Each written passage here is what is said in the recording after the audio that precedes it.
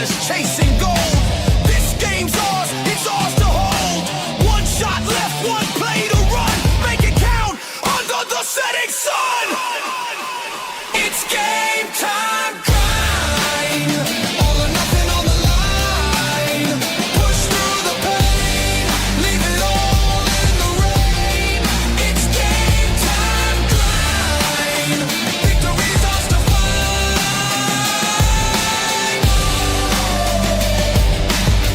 Victory's ours to find.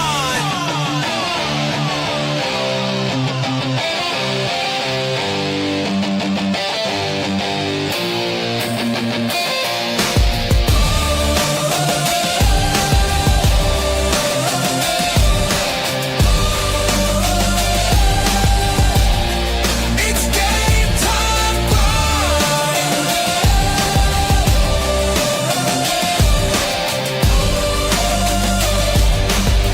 Victory's ours to find.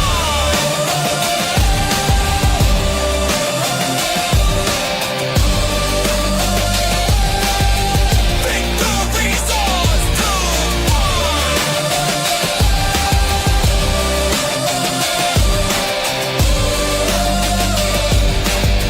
Victory's ours to find. Good evening, ladies and gentlemen. I am your host, Ali the Persian, and welcome to a brand new episode of Game Time Grind. I got Mystic and Steve. How you doing, gentlemen? How is everything? Doing well, man. Doing well. Happy to be here. How are you? Very good. What about you, Steve? How you doing, man? Doing great, my friend. Doing great. Yes, we have an exciting show. Exciting. As you saw, this is the Blitzing edition. We're going to get festive here, and we do have a special guest, which I will introduce momentarily. Before I do so, make sure that you guys hit the like button, right? Subscribe if you're brand new. I see a lot of people on the TFTG channel, which we're live there too watching. I see people on X, on various different accounts watching. Come over to at 4th and 10U here on YouTube. Come directly to our channel, subscribe, turn on the notification bell. We're trying to go every Tuesday. Me, Mystic, and Steve breaking down college sports, college football primarily. It is going to be very, very interesting. With that being said, yeah, it's a lot to talk about. What do you guys think? We got a lot going on, right? Oh, yeah. Yeah, I mean, there's a lot to talk about. I'm going to introduce our host. He is one of our co-hosts here, which we'll be bringing up here. He is 1/3 of the Blitz pickup. Yes, 1/3 of the Blitz pickup. He's known as the boogeyman in many spaces on Twitter or X, right? He's the man that you cannot debate with. He is Lewis. What is up, Lewis? How you doing? Welcome to 4th and 10U. Gentlemen, what's good? What is good, sir? What's going on? What's up, Nothing, Lou? man. Well, listen. First of all, I appreciate the invite. The 4th and 10 used my first appearance on the channel, and then I believe we're getting also. I believe this is a TFTG production, so I kind of feel like I'm right back at home, man. You know what I'm saying? You are, With man. the boys, so You yeah, are. This is absolutely. definitely part of the TFTG network, and it's being broadcast on TFTG as well. So everybody there is watching. That's why we're trying to grow this side of it too. So definitely, everybody come over to this side and make sure you subscribe. Once we get to 100 subscribers, we're at 53, I want to say right now.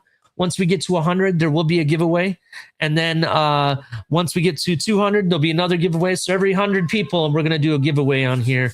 I already have it planned out and figured out. So stay tuned for that. But yeah, man. Ali, real quick, Ali, because you know it wouldn't be. You gave me a great intro, and you said I was the boogeyman. And there's a guy in the chat.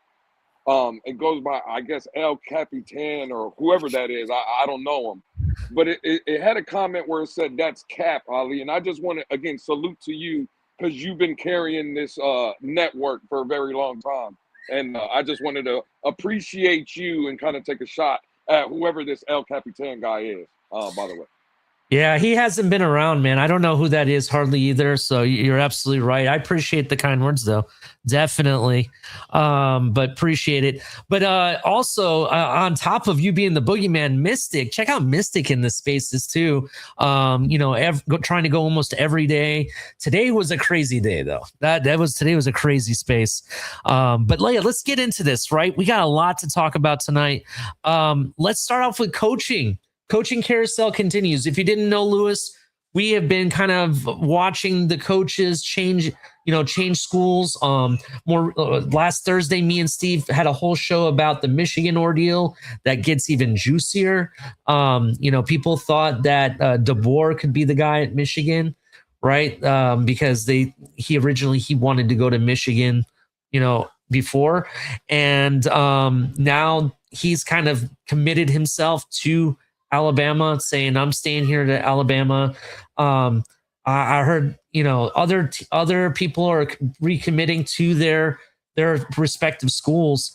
It's going to be really interesting what Michigan does as a head coach, who they're going to get as their permanent guy.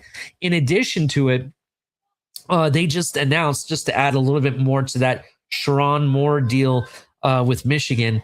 They just there was a report that I read that they're hiring a private firm to investigate all of the scandals that's happened with their school over the last several years.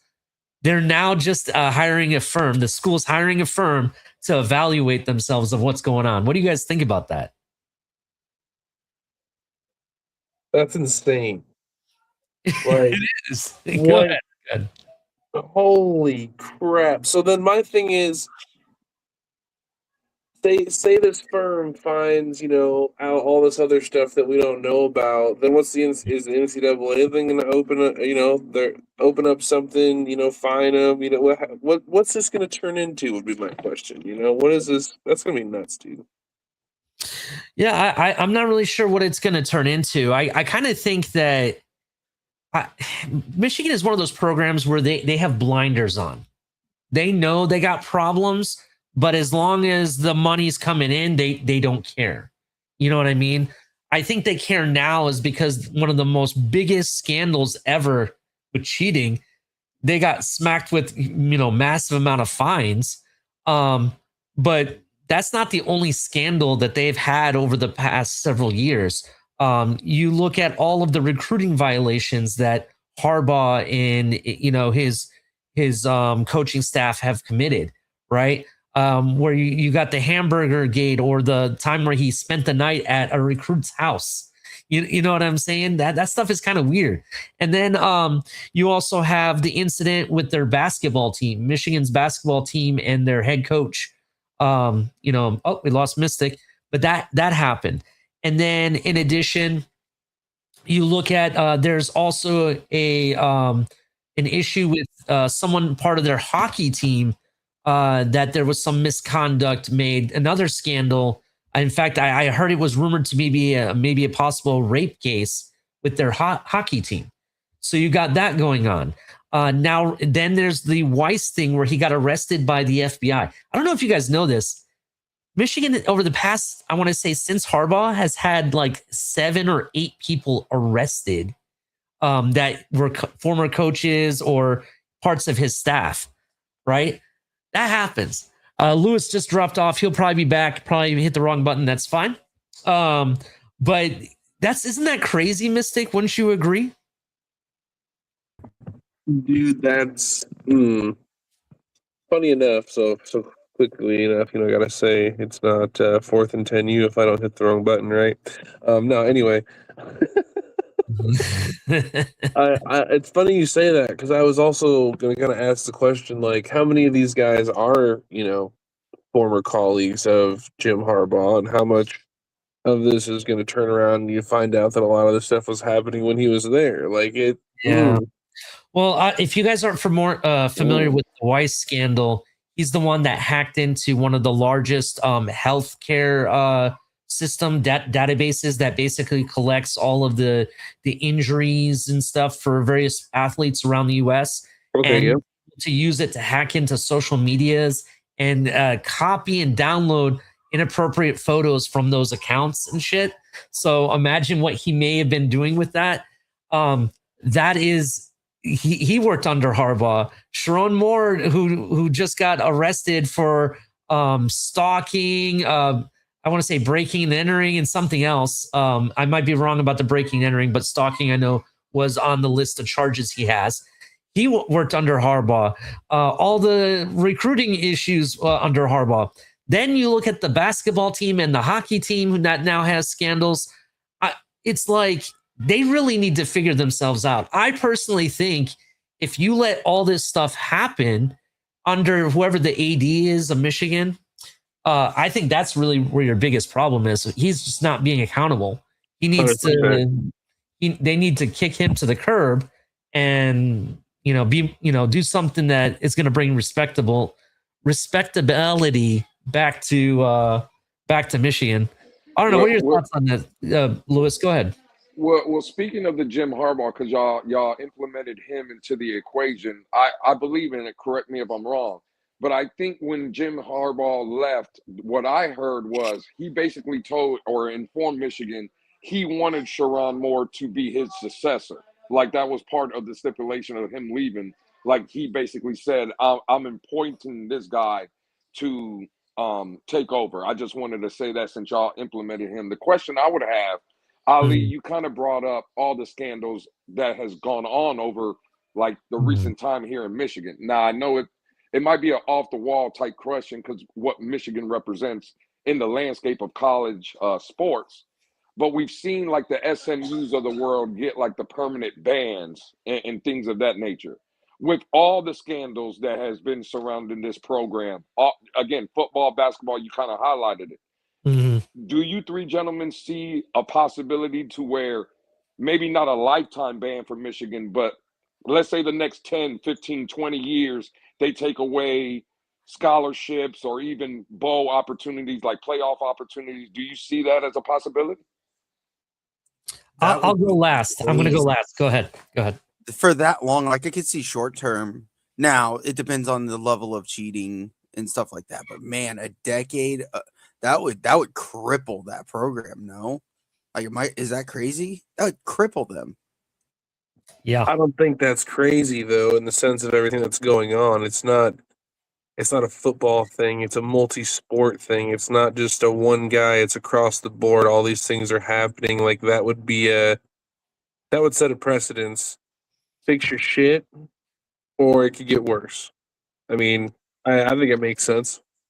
So my take on it, Lewis, is the fact that, and they just proved that this year with the whole cheating scandal. This cheating scandal, you have to understand, was the largest cheating scandal ever in the history of college sports, right? The way it was orchestrated, what these people within the organization did to actually, steal the signs and what, the lengths they went. No one's ever done that. It's been unheard of, right? And all they got was what, $30 million fine, a slap on the wrist. The reason they won't give them the death penalty, if you want to call it, or a decade of ban or whatever, is because it all goes down to the money. Michigan, if like it or not, and I know it's across multiple sports, they bring in a lot of money for the NCAA. And because of that, the NCAA will never ban them because of the money that they still bring in. It's another reason why I honestly think Michigan still was like, I don't know if you guys heard about it, but with all these teams trying to like say, well, we don't know if we want to play in the bowl game or not. You know what I mean? Michigan was like, no, we're going to play in the bowl game because they know it brings money. That's why. So that's my thoughts on it, Lewis. What are your thoughts? Hey man, I'm with you, Ali. I think from a money standpoint, Michigan is such a to your point, it just brings in so much money. I think something has to be done though. Again, you're highlighting basketball scandals. We definitely know under Jim Harbaugh's regime there were scandals. Now you have this. I mean, something has to be done. I can't imagine the NCAA just smacking. Well, let me say this. I can't imagine because to your point, it's about money. But I think it would be injustice if it's just a slap in the wrist. It can't be, because I think you're making a good point about the money. We know Michigan has a boatload of money. So what, in reality, what is, let's say, a $500,000 fine to Michigan? It's nothing. What's like $1 million? It's nothing. If all these scandals have come down, for me at least, I'm taking away potential NIL deals with athletes. I'm taking scholarships away. And again, maybe my 10, 15, 20-year ban is a little too crazy, but a 2-year ban, a 3-year ban, something has to be done with that program, because if you keep just giving them slaps on the wrist, nothing's going to change, obviously. So if it was me, y'all know how I roll, man. I'm putting the hammer down on Michigan, and I'm making an example for college football. So that would be my thoughts on it. I agree with you completely, Lewis. I think that is how I would address it as well. The other thing is that there's rumblings. Nothing's come out officially or anything, just rumblings from people within the communities in that area, as well as other schools. They think that with the new events that just transpired, and especially with Michigan saying that they're going to hire someone to evaluate why these scandals keep happening at their school, why they don't know why it's happening is mind-boggling. They think that it could cause the NCAA to come down with more penalties, even though they've already addressed some of the scandals already. I don't know if you believe in that or not. Somebody was questioning, could they take away the Natty now? I don't know. I'm not going that far. I don't think they're ever going to take the national title away because the game was still played. I honestly think that it's going to come down to, you're going to take away the NIL deals, maybe scholarships, stuff like that maybe hurts the program, but doesn't hurt the whole school overall. You know what I mean? That's what I think is going to happen. I want to move to a different team because they just there's rumors coming out. Brian Hartline, South Florida. Lewis, you know about this. They're looking at hiring the Coastal Carolina former head coach. Yeah, I seen that. I believe as the offensive coordinator for USF. So yeah, as the offensive coordinator. Steve, do you have more information on that coach at all? No, I don't. But yeah, it was the former head coach of Eastern Carolina. There was something else. I'm trying to think. There was somebody else we got from Eastern Carolina, and the name is leaving me at the moment. Give me one moment. Let me go ahead. I seen that as well. I think it's something with Eastern Carolina's like recruiting or something. They're like lead recruiter or something like that got hired for a position in the same role or maybe even higher role at USF. But I believe Ali, Steve, and Mystic, it has something to do with the recruiting. Yeah, so the former head coach that they're hiring is the offensive coordinator. This is being reported, various outlets. So we think that this is going to be official now. Tim Beck is who they're looking at hiring from Coastal Carolina. There is another person, I cannot find his name if life depended on it, but he was the director of scouting or something to that effect. Kyle Steinhoff. That is correct. Steinhoff. Now, I'm going to introduce another. He's the third of the Blitz pickup. Tony, what is up, Tony? Welcome to 4th and 10U, man. Fellas, what's good? Hey, my bad, man. I just getting home. Hey, I had to rush up, try to get on. But what's good? What's good with y'all, man? Pretty good, man. Thank you for coming. We really appreciate you guys being here. I see you got the U hat on, with the U and everything. We're gonna definitely be talking about them. We were, you know what, Ali? This is my time to come in here and just say, I love this guy to death, right? Like I love him, but his choice of like hats and T-shirts here recently, I don't approve of it. I'm just here to tell you right now. You know what I'm saying? I'm talking about from a hat perspective. Okay, I'm sorry. My bad. I know it hurts your heart to see my team in the playoff and yours not, but you can get over that soon, man. You know what I'm saying? that hatred is I'm an old school, so I listen to Bone Thugs and Harmony. Busy Bone once said, "Hatred is a birth defect, but no one's perfect." So I get it. Yeah, definitely.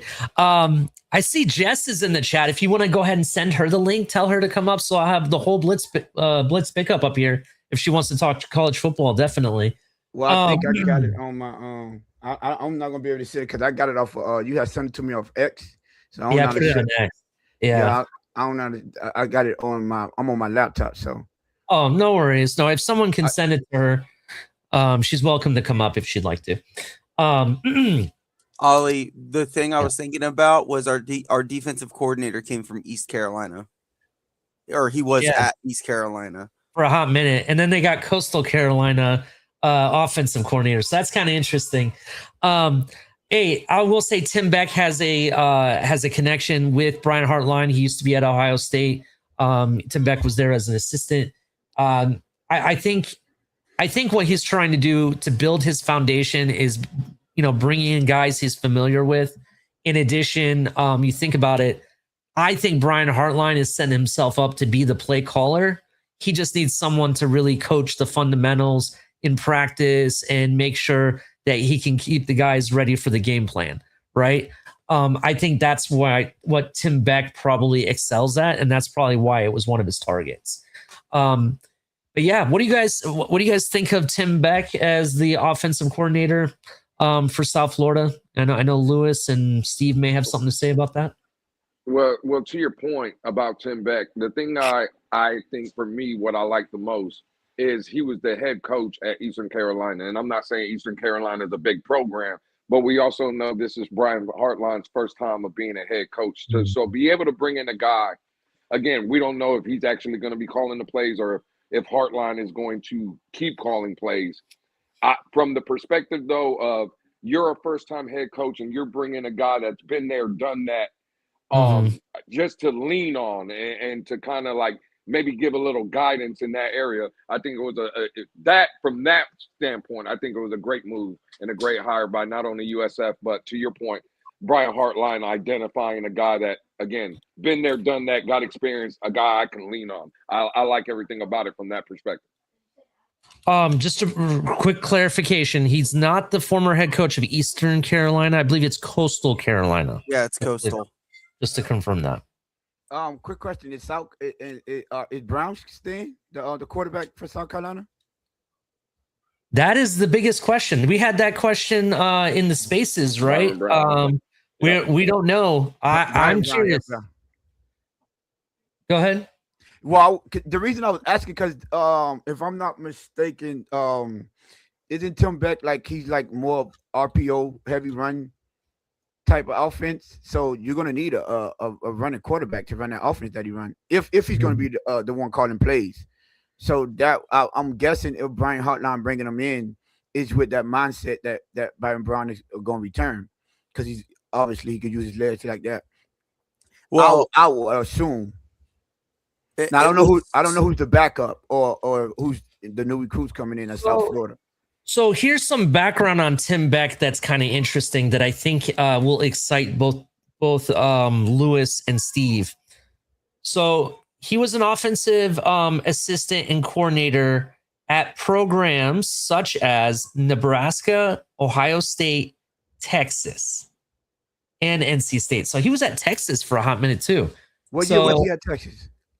Let me see if I can find that out. I want to say 21 or 22. I want to say. I think you are right. So let me see if I can find when he was there. Because what it's found is that this started in, I guess his coaching career started in 88. So let me find out. Yeah, because it'd be interesting to see what quarterbacks he had. I was gonna say, Tony, there is some because he was Bynum Brown wasn't at the initial team and meeting with the head coach, but apparently he had private conversations in a private meeting with him. So I don't know if he's staying. I would imagine, and someone did bring it up, like Auburn has a rookie quarterback that they really like, that they recruited, that's pretty highly recruited for them. So unless Coolidge really wants him to come, you would think they would stick with the young kid that they just recruited. I don't know, but it's so up in the air. All I do know is Bynum's going to be coaching our team through the bowl game. So Yeah, so I just confirmed Tim Beck was the offensive coordinator / QB coach from 2017 to 2019 with Texas. there you go. Who was the quarterback then? I want to say, who was it prior to Quinn Ewers? It's the guy before him. 2017 to 19, quarterback Yeah. at Texas. Sam Ellinger? Oh, that could be. It could be Ellinger. Yeah. Yeah, it was Ellinger. He had 3,200 yards and 41 touchdowns in 2018 with Tim Beck at offensive coordinator. Okay. Yeah, this guy, I'm looking at his history. He's been with other programs too, like Illinois State, Kansas State. Yeah, Kansas. He was at Kansas for a hot minute. Very interesting. I think this is a good hire for you guys, to be honest. It looks like he's very well rounded. You know, been coaching for several years, so he has experience. I think it's a great hire for you guys, to be honest. I think it's good. So, any final thoughts on that before we move on to the next subject? Yeah, I did want to put my 2 cents in because I kind of echo what Lewis was saying about, bringing in. It's almost kind of what we asked of when we got Mike McDaniel at Miami. Like, you want to put in, when you have a new head coach, it helps to bring in somebody with that experience who knows how to manage it. Even though I'm sure Hartline's had plenty, with all the head coaches he had at Ohio State, he's had time to see and grow and learn from that. But it helps to have that extra person in the building who can help you set up your structure of your team and the players that you bring in. I wanted to echo that because I think that is a big factor of bringing him, especially since this is a guy who has experience calling games and stuff like that, where, as you've echoed, the difference in levels of what they've allowed at Ohio State for the head coach to call. So we'll see what happens. I think it is good to have somebody who has the know-how and the structure to help him build the USF Bulls moving forward. Yeah, I know I told you guys. Go ahead, Lewis. I'm sorry. Go ahead. Oh no! If you want to respond to that, because I just had one more question for, again, you guys are the college guys. Y'all would probably know more than me. So if you want to answer or respond to what Steve said, and then I just have a follow-up question for you guys. I was just going to state that I know I've talked to you guys before about this. I think in the first year, it's just about laying the foundation down. And then you're going to see the little tweaks and really get rolling in year 2 of the Brian Hartline era. So that's where you're going to see the biggest gains, to be honest. But go ahead. I'm interested to what your question is, Lewis. Well, I think I posed a question the other day in the space to you, Ali. Maybe I did, maybe I didn't. But for the show, I'll just ask again. I just want a little clarification with the NIL deals now and money getting to go to student athletes, right? When I think about 25, 30, let's say 35, $40 million range of a school looking to invest in certain players or whatever, I think, again, I don't want to, I hate doing it because I give the Hurricanes some shine, but I think of the Miamis, right? I think of the Ohio States. I think of the Michigans. I think of teams like that. USF is supposedly reported to be willing to spend, Ali and everybody else, upwards of 20 plus million in the 25 and up range. Is that surprising to y'all coming from a smaller school like USF, or is now just the landscape of college football, any program really is just throwing out money like that? Do you want to go first, Tony, or someone else want to go first? And no, I'm not. Well, surprising, no. I think it should be expected at this point because now that you're allowed to do the NIL deal, those boosters are going to kick money. Like USF have boosters that has money. So now that it's technically legal, I think it makes it more of an even playing field for the smaller colleges because if you start to notice like the landscape of college football, there's a lot of people that has the money to and the capital to donate to their school. It was illegal, so they weren't able to do it. So now all of those alumni and people that's from that college, they can pay and kick out and help see their team's success. Look, you just said it. They building a new stadium and things like that. So they all of that is built off foreshadowing and expectation and seeing in the future. Like, okay, we see this is where college football is going. We will have these amount of assets or revenue or whatever you might call it. That's why a team like South Florida could go out there and get a new stadium because, like, okay, we're gonna put the money behind us. They know who their boosters are, right? They understand that, so they know what the budget is. They know how or who they can compete with, and they're in the state of Florida, Lou. Like I know, in the state of Florida, you pay these kids, and you all you got to do basically is keep your homegrown talent. That'll keep you at least at Absolutely. a level. Because I said this before, right? A 3-star in Florida, could be possibly a 4 or 5-star somewhere else, right? Y'all do understand? Like Malachi Tony was a 3-star athlete, and he's possibly gonna be the best freshman receiver, hands down for sure. But he could be like freshman of the year. Like I don't know if I think he made first team all freshman, right? Yeah. As a 3-star. So you just keep people like that at home. Yeah, you spend that revenue. Trust me, every college, university. Let me say university. Every university has the access to pay these kids. It was just whether they're gonna let it be legal or not. So now we're going to start seeing, like, look at Vanderbilt. Vanderbilt kicking at that money. They're boosters, right? And that's the thing. That's what's going to even it out. So now I'm not surprised. I kind of expected this because they know what's necessary to stay on the same level or to keep their team relevant. Yeah, I would agree with Tony completely. I definitely agree with his take. I'm just going to add a little bit onto what you're stating. I think the money has always been there for USF. I don't think this is like, oh, we now have money out of nowhere. No, it's always been there.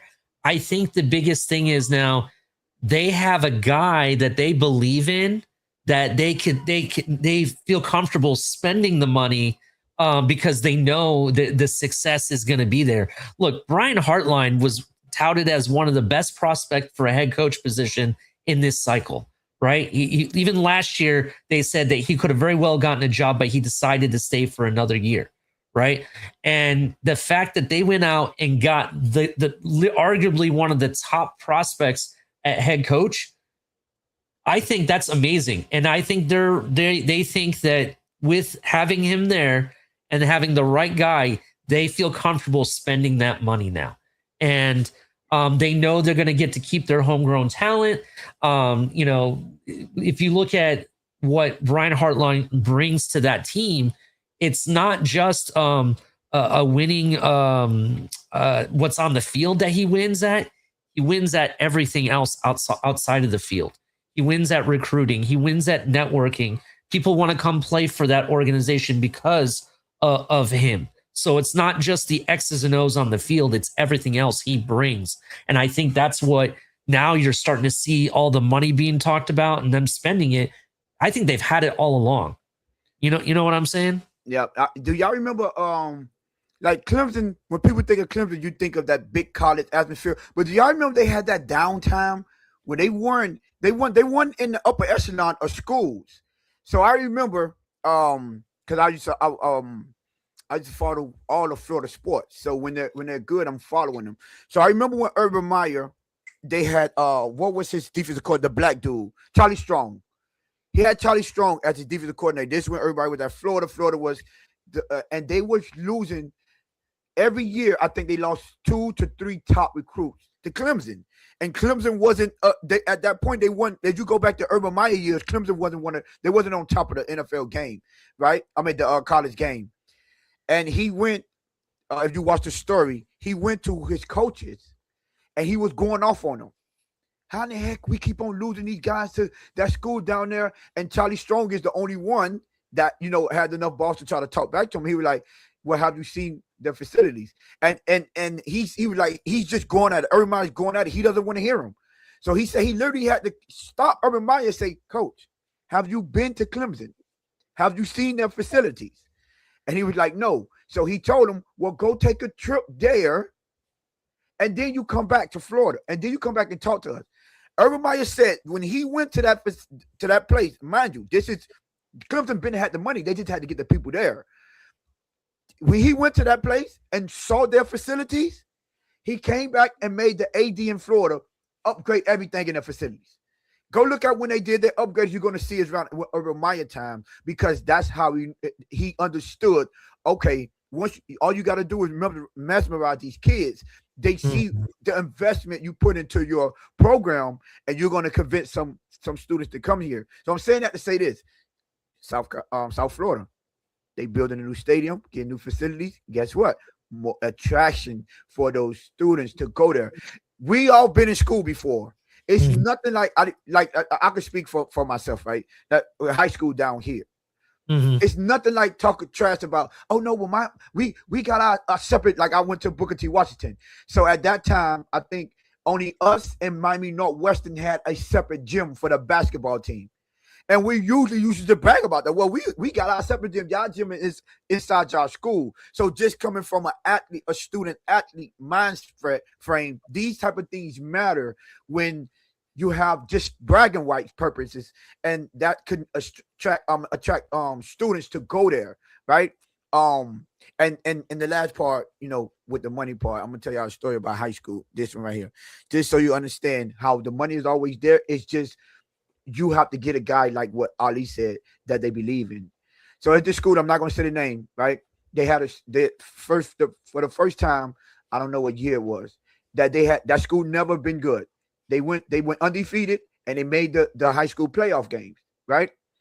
Their coach the year before had won the most games. I think they only lost 2 games that year. He got recognition. It was going to go to one of the main schools. I think Central or Miami Jackson, one of them.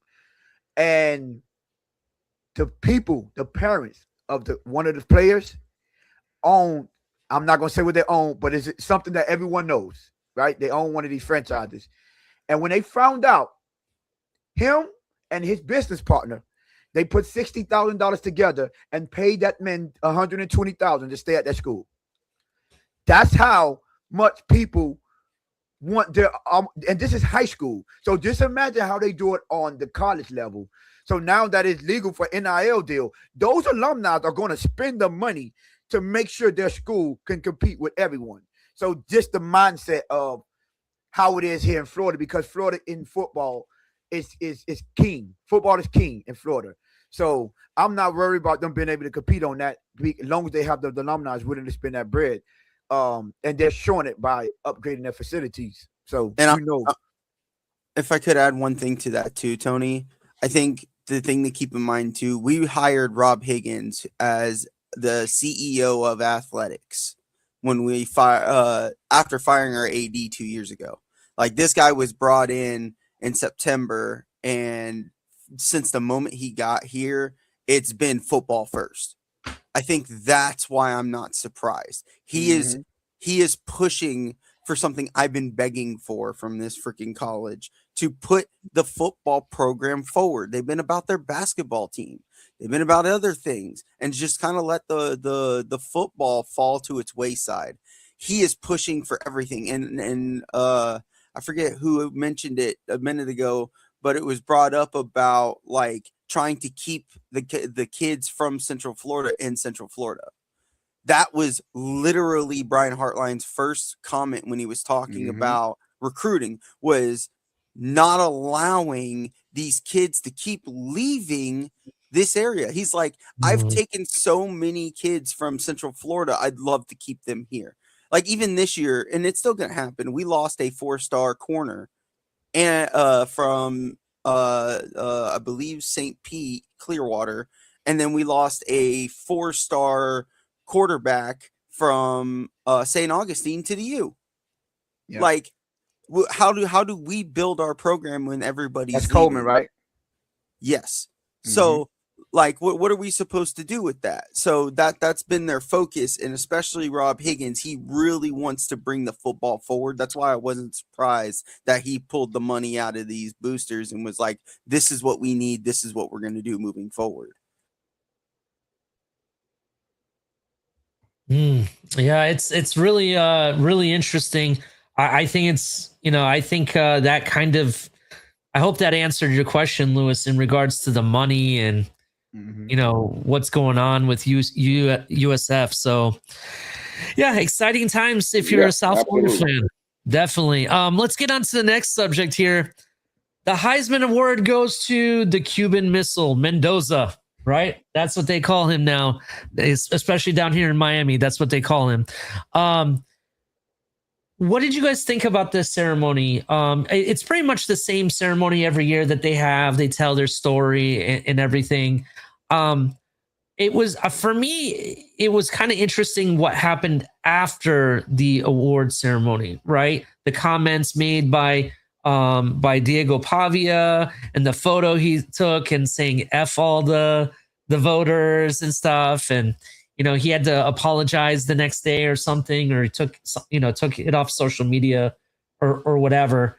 Did that surprise you? Like, was there anything that surprised you about the award ceremony?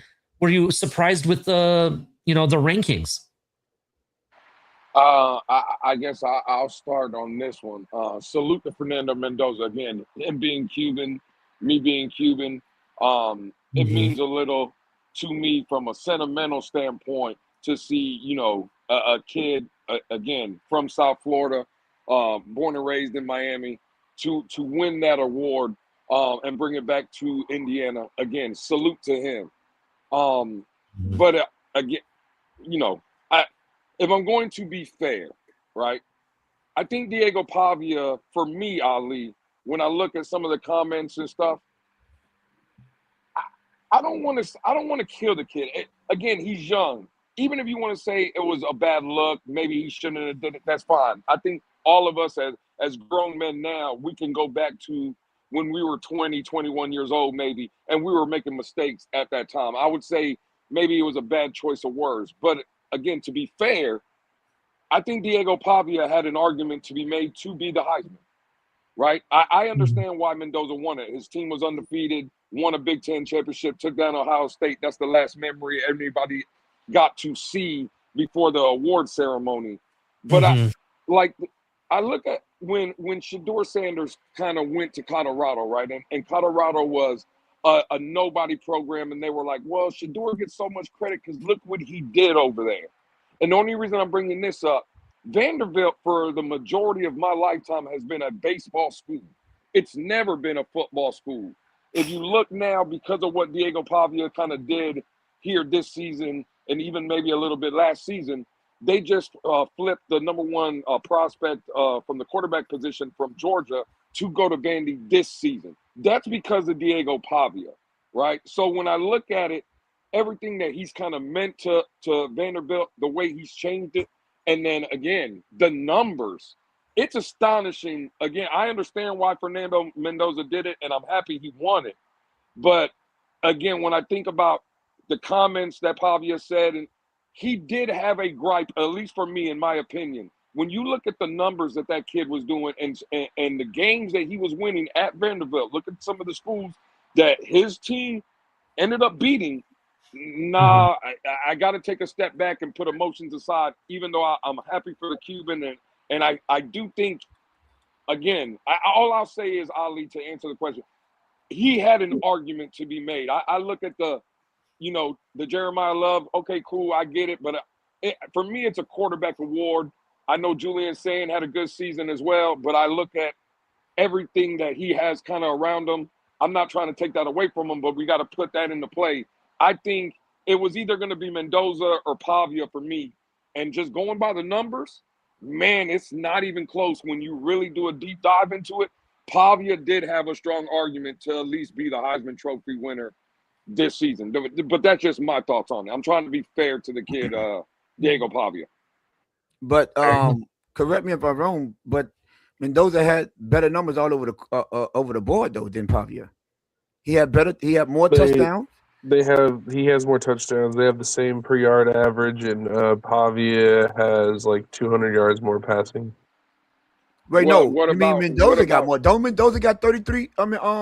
Yeah. No, so Mendoza has more touchdowns. Pavia has more yards. They both have the same yards per attempt average.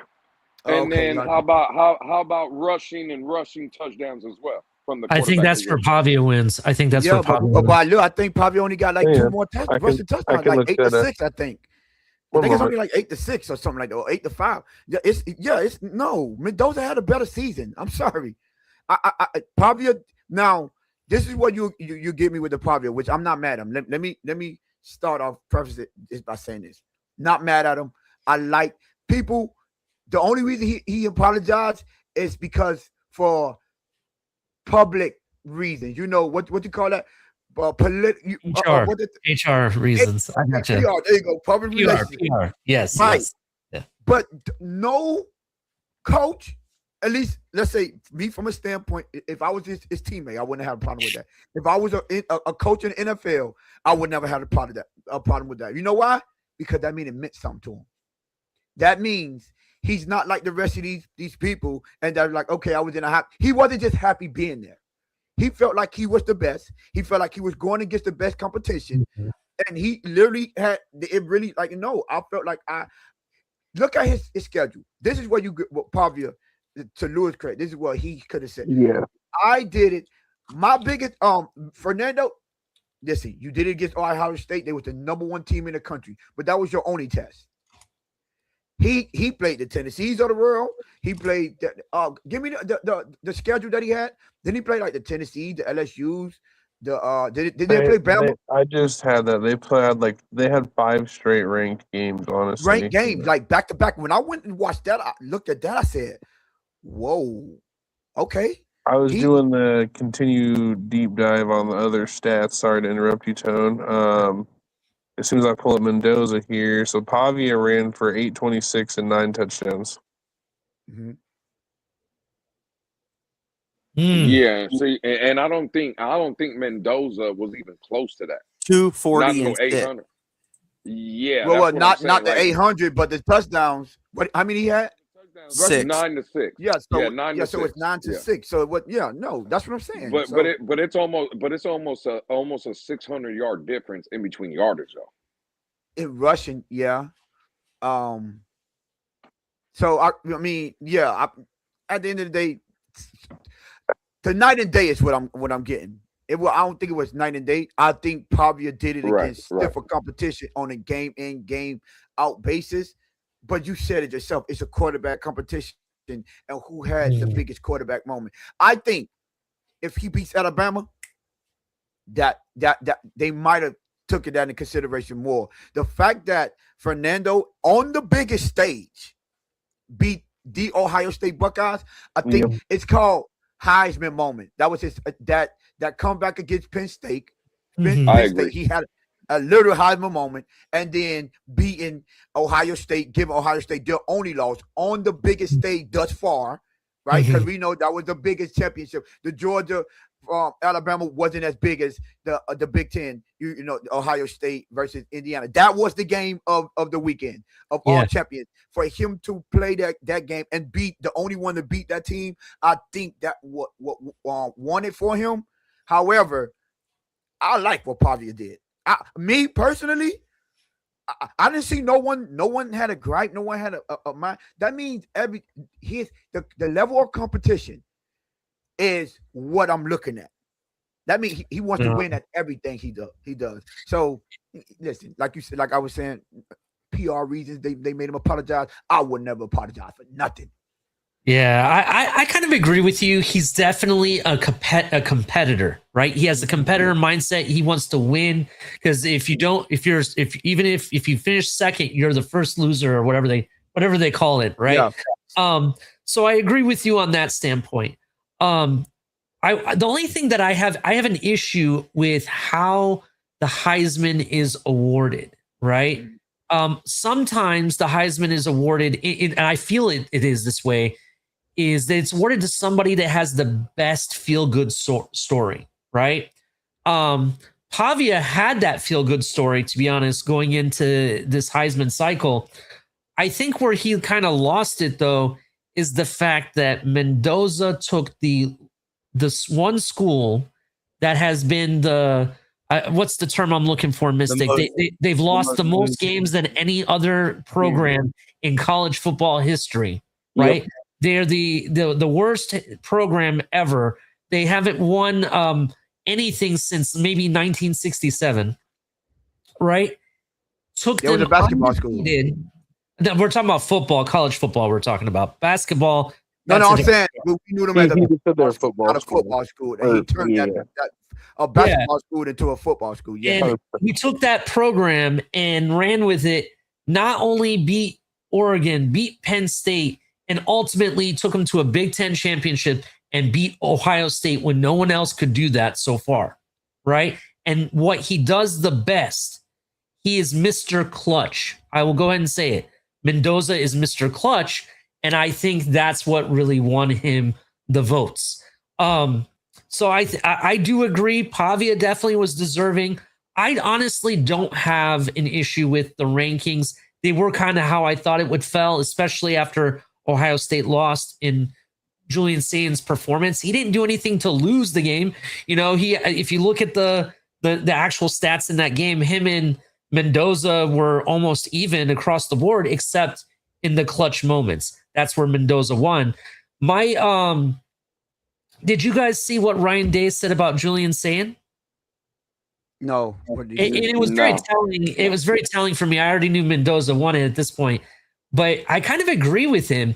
So Julian Sain's story is that his feel-good point was he told everybody when he was a kid that he would be at the Heisman ceremony one day, right? And he got there. So great, hats off for him.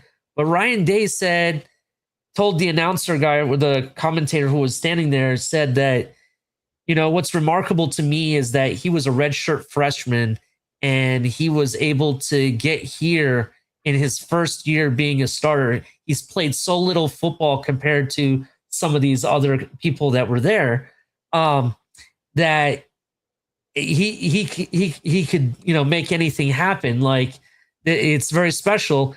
And then the commentator went with it and said, you know what he just told you? He's talking to Julian Sain. He just said that you're going to win this someday.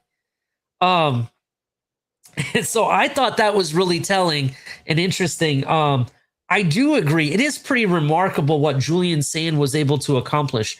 I know we sit here and we argue about the fact that he has Jeremiah Smith and he has Carnell Tate, but there was one or two games where those guys didn't even play and he was still performing, right?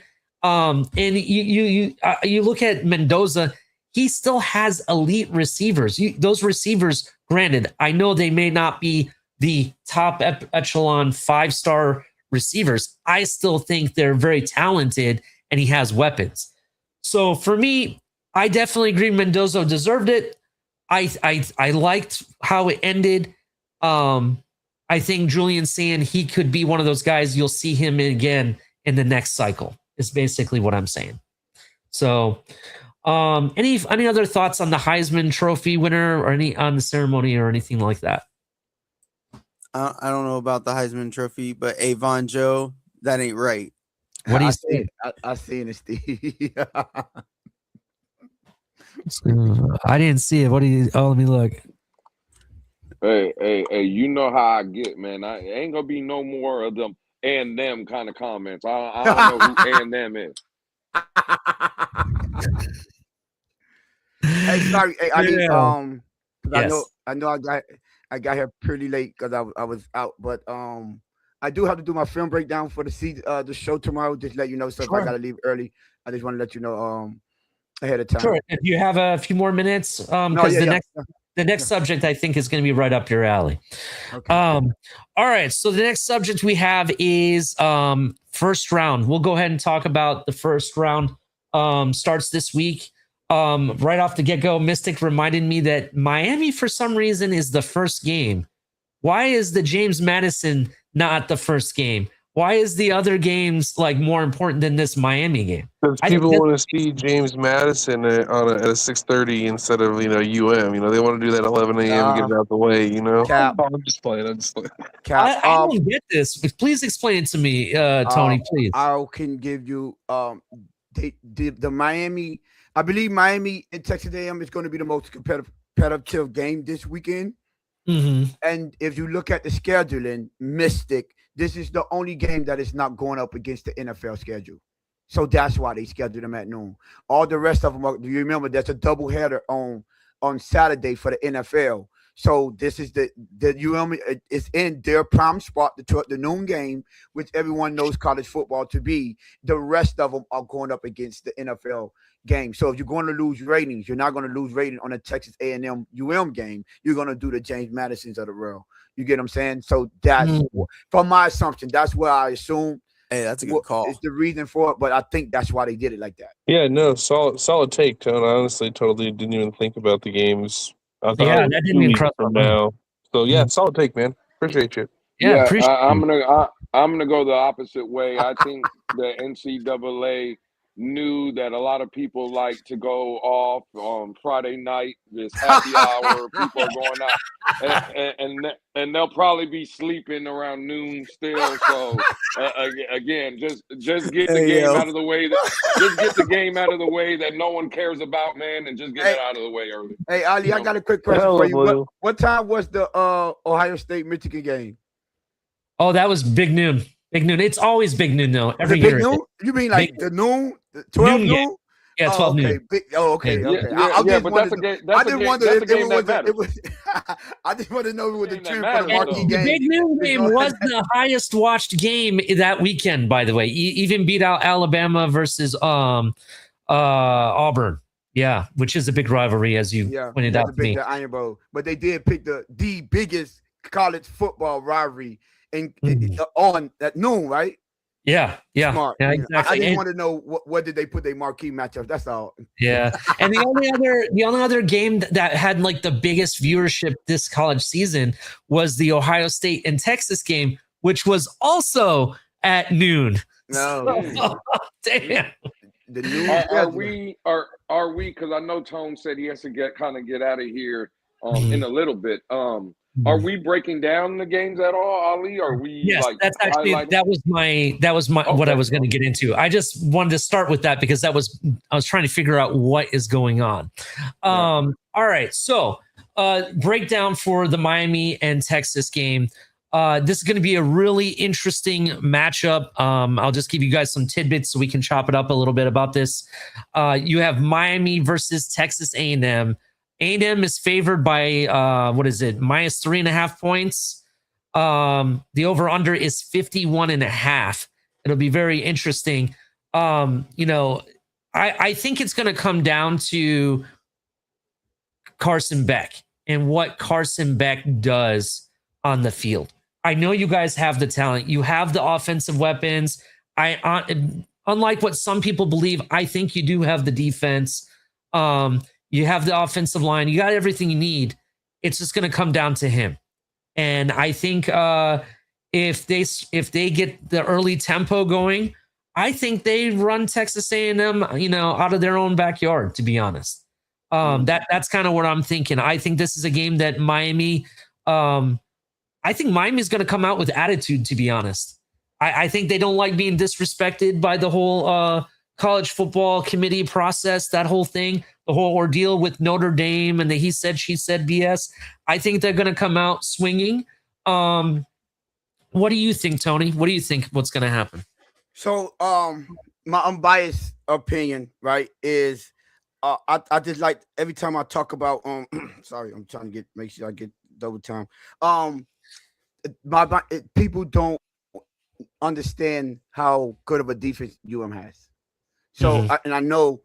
See, when I have confidence in my team, it's because of our defense. Carson Beck is going to be the key here.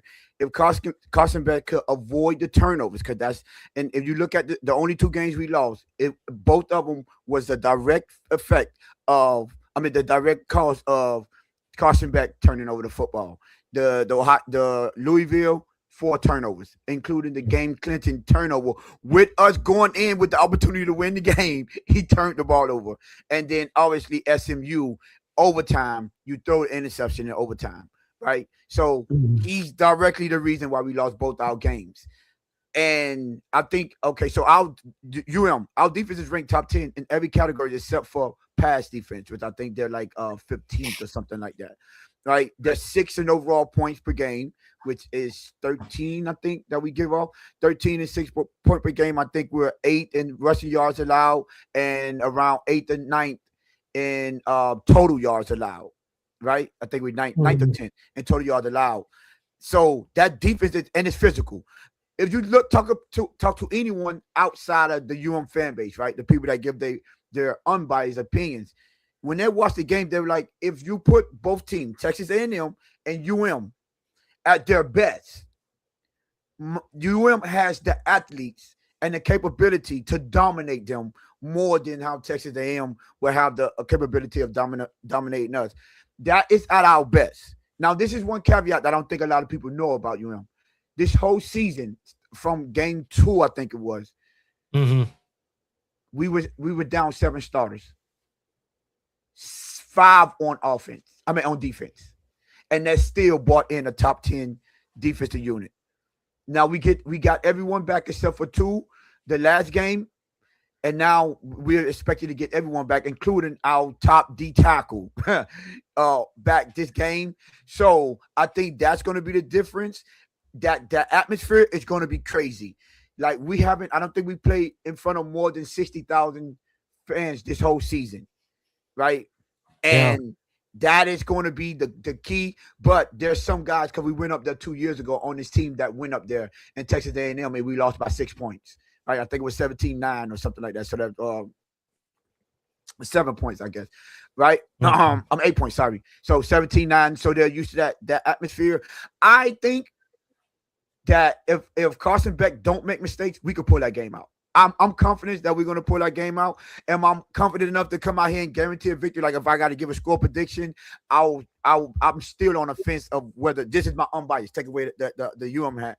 I'm still thinking about which way that can go. However, I believe if we force, what is his name? Reese, the quarterback. I'm sorry, I don't know the name. What's the quarterback name? Reed. I think it's Reed. Yeah. We force him because he either could be great or you could force him into turnovers. I don't know if y'all saw that South Carolina game. That first half, they were making him look terrible. Defense is coming like that all 60 minutes, right? So I think that's the key to us pulling out that victory. And I think we're gonna dominate them on defense, and hopefully we let our running game wear them down towards the end of the game. That's when you start seeing the running back start to have success, and we put the game away like that. Last thing, so I can end it. Mario Cristobal, I hope you learn from the last 5 games. This is college football. You never take your foot off the neck. Never take your foot off the gas, because that's cost us some games. And it's the Florida State, we let them come back. Notre Dame. If we continue, that game was 21-7 the whole game. Until they got that one touchdown, and then it became close, and then they tied it up, right? If he just kept his foot on his neck, I think that game doesn't look as close as it is, and people respect more than they are now. But we got to go out and prove it. But I'm confident that I think we're going to win based off our defense. Yeah, I definitely agree with you. The key to the game for me is keeping your penalties low. You're one of the highest penalized teams nationally. So I think that is a key. But also, where I think Texas A&M has a good front four, they can bring pressure on the line. I think they leave their defensive backs. I think they leave their secondary a little bit open for those quick throws. That's why I said it's going to be up to Carson Beck to be able to read that. So I think you guys definitely have a fighting chance. I don't think this is going to be like one-sided where Texas A&M just rolls you guys. I actually think you guys win this game. That's my honest take, non-biased. Tony, thank you for coming, man. I know you're busy and you got to go. I appreciate everything. And, thank you for coming and hang out with us, man. Yeah, man. Appreciate y'all. Steve, Mystic, Lou. I'll see you later, my brother. Take it Hey, easy, Hey, appreciate bro. y'all, hey, man. hey, hey, hey, hey, Tone. Yeah, we'll definitely see each other later. But real quick, don't leave yet. Can I get my You want to take on give the his game take? before you go You want real to give quick? his take? I just want to get my take real Knew quick. this was coming. Yeah, I think I got Yeah, something too, you know. Go ahead. yeah, I'll let y'all get y'all take on. I got about 2-3 more minutes. in the great words of one Louis A. Amador in Twitter, Mm. Tony done lost his damn mind. I don't know what the hell he's talking about. The fact of the matter is, it's a Texas A&M world. I listen. Carson Beck is a train wreck. He's TVD 2.0 for you Oh, Hurricane man. fans. If you know, you know. No, in serious though, I think Tony made a lot of good points. Carson Beck is definitely a concern. Mario Cristobal, again, he's been coached a lot of different places. He was at Oregon, never seemed to be able to get over the hump. He's been at Miami, kind of highlighted some of the taking the foot off the gas. We always talk about a certain coach, another coach in Miami with some coaching decisions. I think Mario Cristobal kind of falls Mhm. in line with that as well. A concern for me, and I'll be honest, is I know the Hurricanes have a lot of talent, but towards the end of the season, I think just watching them from afar, they were too Malachi Tony dependent, right? And we know we all follow a different team in Miami, and it was the Tyreek Hill too dependent led Dolphins. And when Tyreek Hill was going off, it's beautiful. When Malachi Tony's going off, it's beautiful. I just think again, you try to create some turnovers if you're Texas A&M, kind of put some pressure on TBD. I mean Carson Beck, and you take away Malachi Tony. I don't know, man. I think if the game is nip and tuck, I think Miami will start trying to force too much of Malachi Tony. And as special as that kid is, and I'm not going to take nothing away as a freshman. Listen, I know I troll a lot of Hurricane fans. He's the real deal. You can't take that Mhm. away from him. But one man can't beat 11. And I just think that if Miami starts getting in a pinch and they're close, they just lean on him too much. And I think that's too much of an expectation to put on a young man, especially a freshman. So, Tone, before you go, again, we do a show for a reason. You, my brother for life. But Texas A&M by double digits. Ooh. Damn. Oh shit. I So would like to point out to this, Lou. You did say that. I'm glad you did point that out. I didn't mention this. I didn't mention the two players that was missing on offense. Yeah, that just so happened to be our starting running back, Mark Fletcher, and our other starting receiver, C.J. Daniels, the one that had the nice catch against Notre Dame. That's why towards the end of the season, you seen him get to Malachi Tony because they both was out. But that gave people like Gerard Pringle, the freshman running back, opportunity to step up, and then Jozo Trader, another homegrown talent, opportunity to get some play. He dropped like one of the interceptions in Louisville. It was right in his hand, and he dropped it, and he got over there. But yes, so that is a concern that we had down the stretch. But I think C.J. Daniels coming back. He's the transfer from LSU, and Mark Fletcher getting back. In so we getting our starting receiver and starting running back. Mhm. Lewis, I'm disappointed in you. You didn't even point out Uh-oh. the other big thing. Uh-oh. Is Ruben Bain gonna show up this Oh game? God, here we go. Are you talking about Chop Robinson 2.0? Is Ruben gonna be able to finish Uh-oh. them sacks? Is he gonna be able to go beyond the pressure and It's actually only going finish? to be a what if? Is it going to be a what if? Uh-oh. Texas Hey, was Steve, talking super spicy offensive linemen. We're mm, talking super mm, spicy. Like mm. Ruben's gonna have to Hey, feel that and actually do what everyone says he can do and actually finish what he starts on these drives. Oh, That's hey, my biggest key. look, hey, you know what, Steve? That's a great point. Ali, real quick, I didn't know over here on 4th and 10, you guys talk about almost guys. I didn't know that. That's what we're talking about. Almost guys over here. Okay, here we go, y'all. oh my lord. Okay, real quick here. I do want to add in some little tidbits because it just kind of again I forget about things. You know, so much happens since the last time we've seen some of these teams play. Last game Texas A&M played, they lost to Texas, and their quarterback seems to funny enough, A&M seems to have a quarterback that has the same problem as the University of Miami. The funny enough, they both almost have the same stats, turnovers and all. Mm. It's literally going to come down to which quarterback doesn't want to make that big mistake. Truthfully, we know what Miami's defense can be. I think if Miami's defense can come out and carry, they can run the ball, allow Carson Beck to make some little throws, nothing too crazy. I feel like you don't ask the guy to do a lot. Play complimentary football. I think this is an easy victory for Miami, but at the same time, it could also go the other way. Like I said, you look at both these quarterbacks, and it's who's going to make that mistake. That's what I see when I look into it. At the end of the day, I do think Miami's going to move on. I think you see a late turnover by the quarterback at A&M, and you see Miami move on to the next round. Yeah, I agree with you, Mystic. I'm kind of disappointed in Lewis, to be honest, saying that it's Texas A&M by double digits. I'm sorry, I'm on the agenda that I want the rematch with Miami, so that I can spank them on prime time and not at noon. So that's what I'm looking for. So please, Miami, do your job, know your role, and get it done. Thanks, Tony. We really appreciate you being here, man. Appreciate y'all, Really man. do. Appreciate y'all for having my good people. Definitely.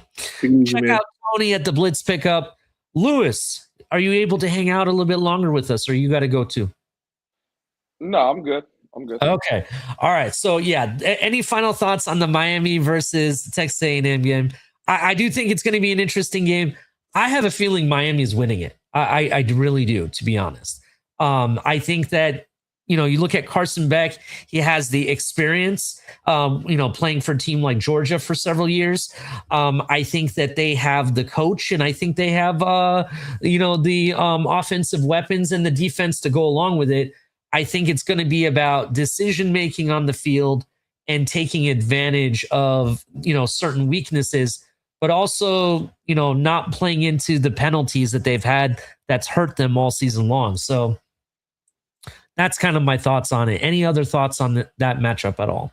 Yeah, just to give my full thought, because it was a little bit of the trolling for Ruben Bain. Tony knows that.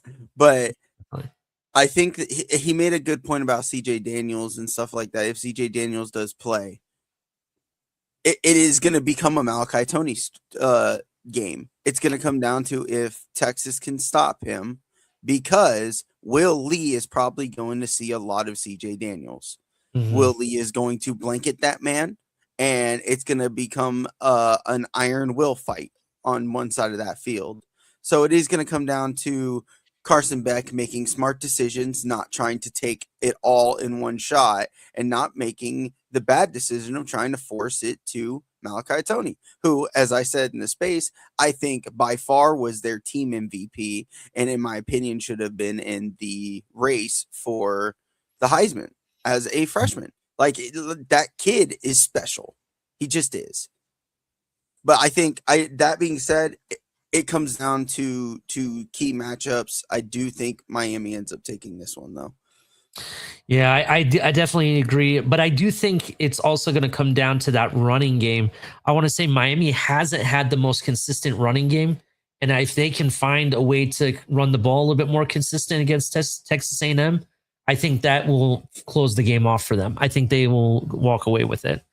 I want to throw another name out there. Cassius Howell for Texas A&M has 11.5 sacks on the season. A name to watch.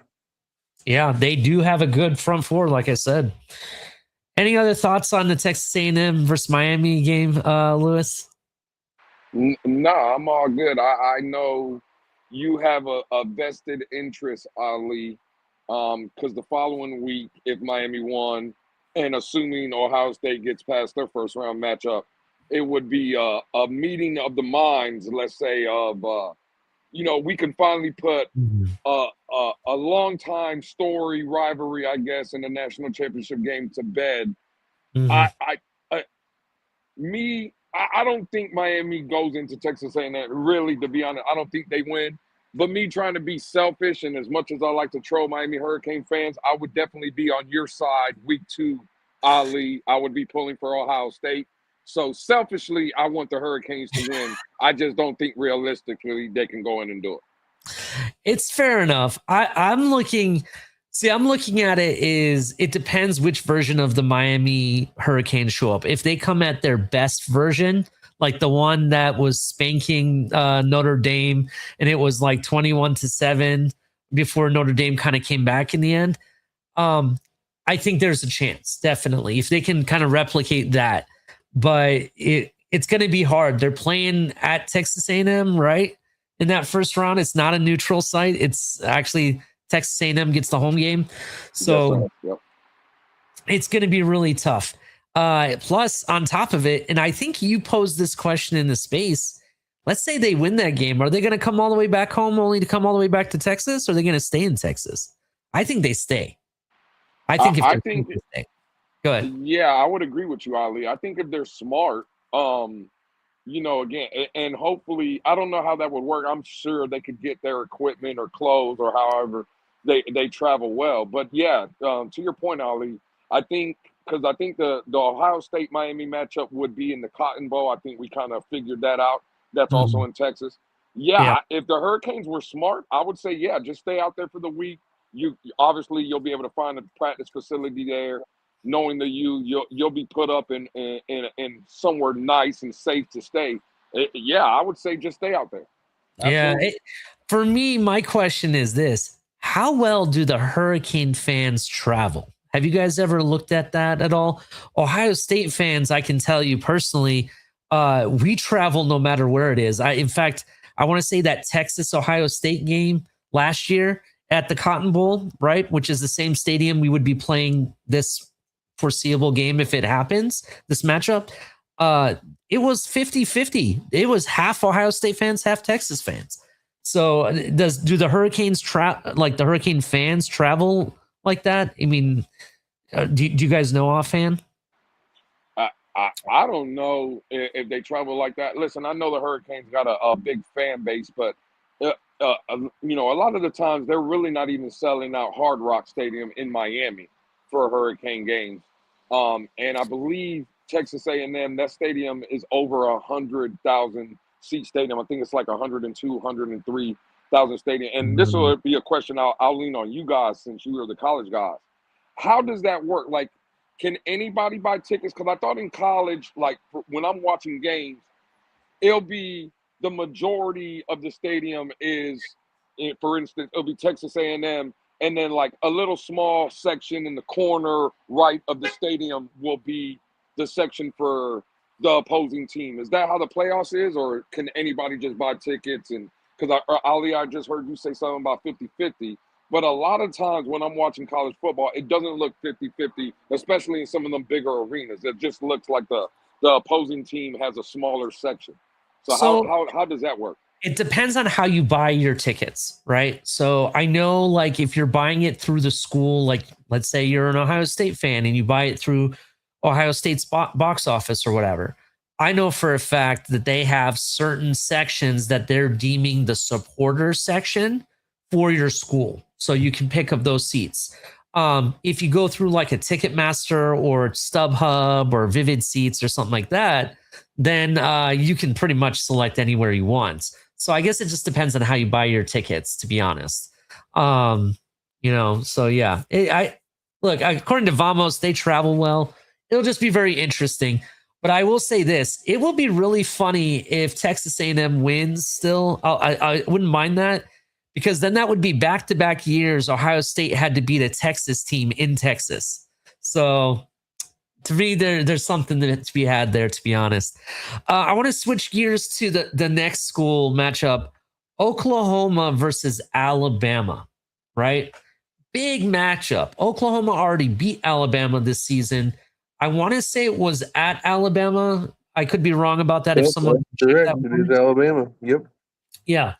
And so it is going to be, I think that game is going to be huge, to be honest. I think it's going to be one of the more watched first round games, even more than the Miami versus Texas A&M game. So I'm really thinking that. And it'll be very interesting. You have Ty Simpson versus Mateer. That matchup is going to be really interesting. The defenses, I know Alabama's probably going to be coming in pissed the fact that they lost to Georgia the way they did, you know, and the fact that they're going up against the team they already lost against. What are you guys' thoughts on that game? I think that's going to be a big game for first week.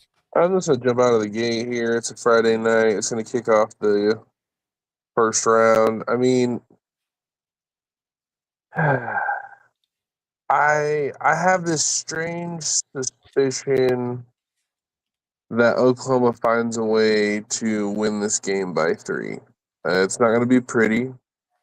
It's not going to be one of those, oh man, they're going to win it all moments. But it's going to be one of those grindy games, and they're going to find a way to do a nice little walk-off field goal and advance to the second round. This team's just one of those grindy, gritty.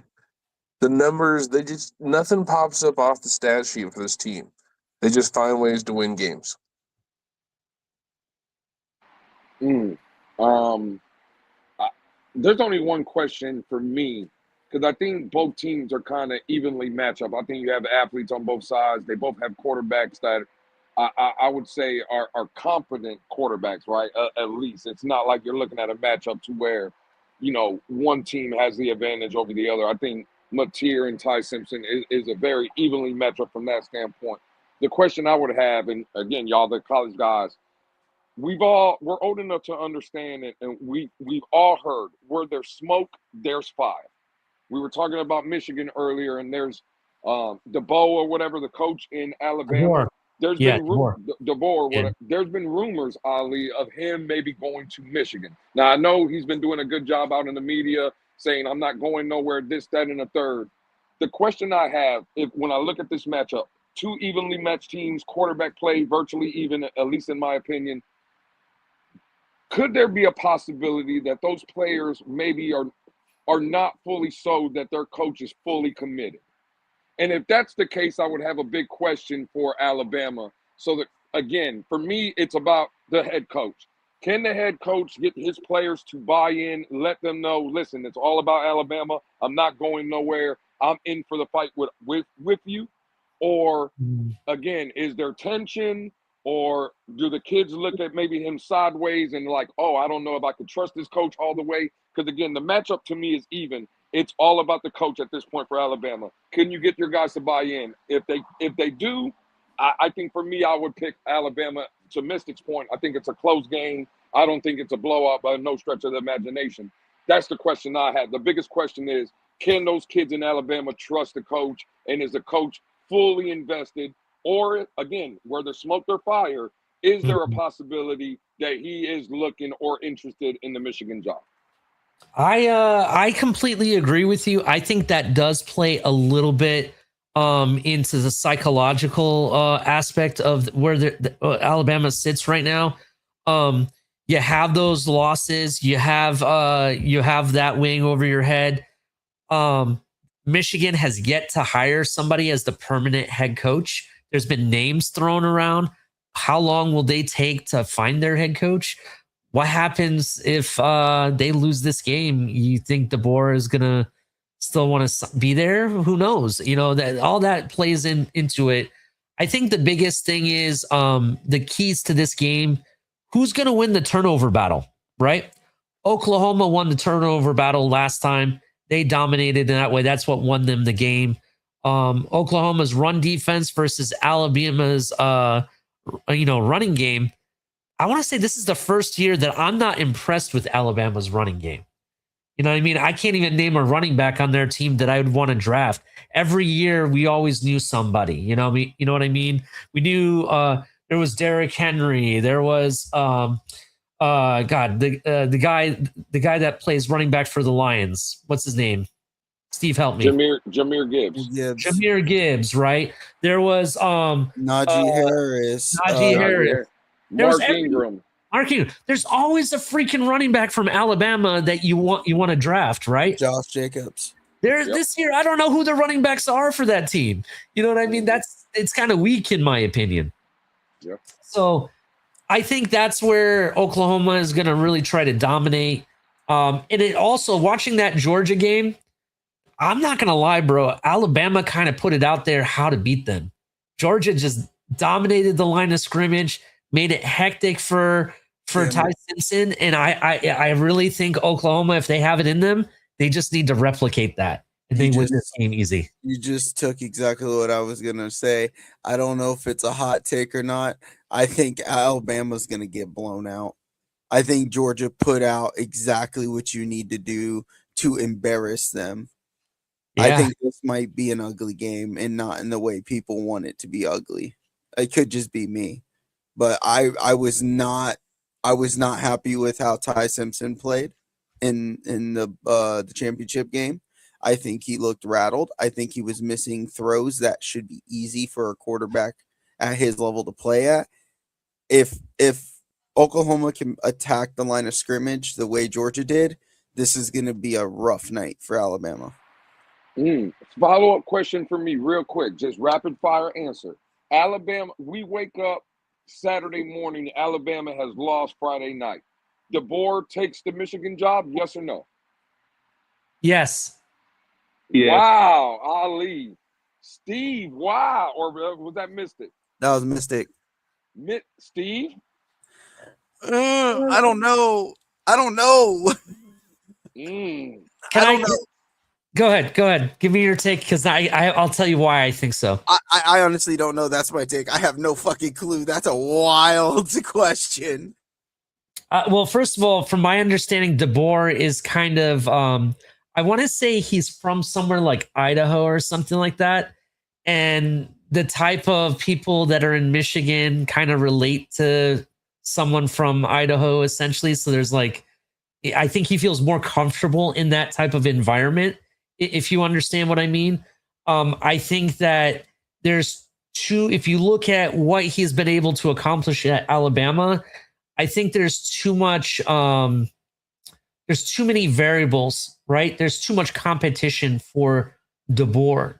Whereas if you go to a Big Ten, and I'll admit this, you look at the competition board, you got to worry about the Ohio States, the Penn States, or the Oregons, and now Indiana's, right? Those are the four teams that you really got to worry about if you're coaching for Michigan. The SEC, they're competitive up and down the board. So that's kind of the difference. I know that's my unbiased take, but if you also remember, prior to taking the Alabama job, he really wanted that Michigan job bad, right? And that's what he wanted. And they didn't give it to him. And Alabama, hired him, which was kind of crazy.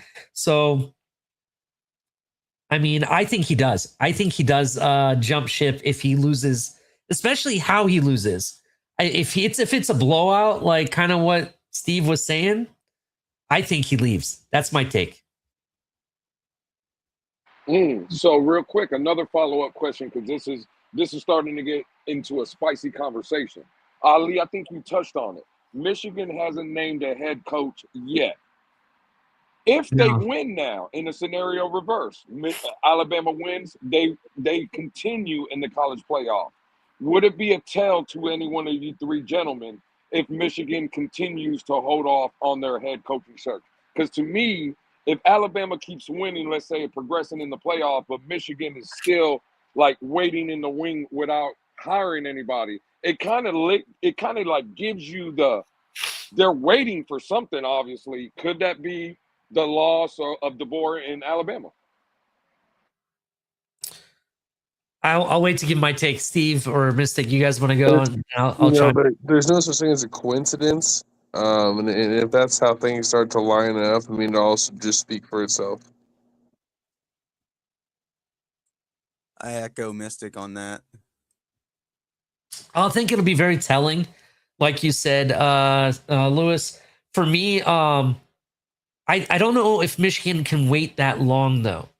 I think because of recruiting and the transfer portal, because I don't know if you know this year, officially players are going to transfer as of January 2nd. And this is the only, from my understanding, this is the only transfer, what do they call that, window that they get. That's that they don't get like a second window like they have in years past. So I think it's a little bit more tougher on them because they got to figure out something. certain players have a deadline decision to make on entering the transfer portal. Bryce, what's his name? Bryce Underwood, their star quarterback, who's trash in my opinion. That'll be another story for another time. He has a decision to make, and I know him and his family said that they wanted to wait and see, who they hire if they're going to enter the portal. I don't know how long they can wait though, because I think there's like a certain amount of days you have to declare by before it's too late. So I don't know. What do you think, Lewis? To be fair, Ali, again, I think that again, there's smoke. Where there's smoke, there's fire. I think I know Tone when he was up here, you and him were kind of talking about PR. I think there's a lot of PR going on. And again, we looked at what kind of Lane Kiffin had to go through when he decided to go to LSU. Ole Miss basically telling him they wouldn't let him continue to coach the team during the playoffs. I think the board kind of looks at that situation. He's playing the PR game. I'm kind of with Ali and Mystic on this one. I think Saturday morning, maybe that's a little too premature, maybe a little early. But I do think if Alabama lead or loses, I think the board does take the Michigan job. I think where there's smoke, there's fire. They have till January 23rd for the college football players to declare. The players who are not participating have till January 5th. That's right. They get an extension, but Michigan's not in it though, right? So they get so to January 5th. January 5th. Yeah, see, that's kind of close. So I don't know. We'll see what happens. I do have a question, and I don't know if anybody has the answer to this. There was something I read that they were saying Lane Kiffin has not signed his contract with LSU yet. Is that true? That's what the web is saying. That's what the web is saying. So from what I could find, it looks like he hadn't signed it yet. It's just really interesting how he's been announced the head coach and he hasn't signed his contract yet. That's nuts. Especially if the event that DeBoer does leave Alabama to go to Michigan, does Lane Kiffin go to Alabama? Because that's ultimately where he wanted to be, from what I understood. I can absolutely see that happening too. That would be nuts. Talk about merry-go-round of coaching. That would have been absolutely nuts if that happens. I mean, that you want to talk about a shocker. I don't understand how you leave Ole Miss. You've been there for 6 years. You build up that program. Obviously, I understand why you leave there to go to LSU. It's a bigger program, better recruiting, better at pretty much everything. But man, to leave LSU without even coaching a game, right? After leaving one team, listen, Lane Kiffin has had a reputation all the way from a couple college teams he's coached, even in the NFL. They've kind of put a bad label on him. I don't know if that's the best look, right? From an optic standpoint of what you want to kind of portray you as a coach, as a leader of men, of whatever. You just left the program to get to one, and all of a sudden, without even coaching a game there, you're already leaving. I think that would put a bad taste in a lot of people's mouth about Lane Kiffin. And again, if he did do this, right, let's say he did take the Alabama job, just for me at least, that would be, you better make a career at Alabama, because I don't see you going anywhere else. I wouldn't hire him. Even if I was Alabama, I wouldn't hire him if he did something like that, bro. I just can't. I can't do it. My thoughts. All right. Next, the next bracket, you got Oregon and James Madison. I have Oregon easily winning this game. I think the players at Oregon are just too athletic. I don't know. What are your thoughts on this game, Mystic? I know you have some thoughts on Oregon because that's your dark horse for the whole thing. Yeah, I think this is an easy win. Should be no problem. They should be having some nice stretches and all, getting ready to go to the next round, Oh, yeah, definitely. I think it'll be very interesting. They'll end up facing Texas Tech, and I know we'll get into that in that week after, that matchup. For sure. So that will be really interesting. what happens there. But I do expect Oregon to just, I don't want to say belt to ass, but I think it'll be a respectable win ultimately, and they're just going to be too dominant, in my I opinion. think Dante Moore uses this game to try and make an argument for getting closer to Mendoza. I definitely agree. I could see they could stat pat this game a little bit. You're right. I could see that happening. What are your thoughts, Lewis? Go ahead. This for me, Ali, Mystic, Steve.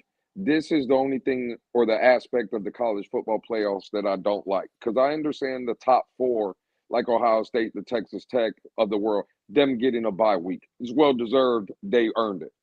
I don't believe that Oregon, in my opinion, this is a bye week.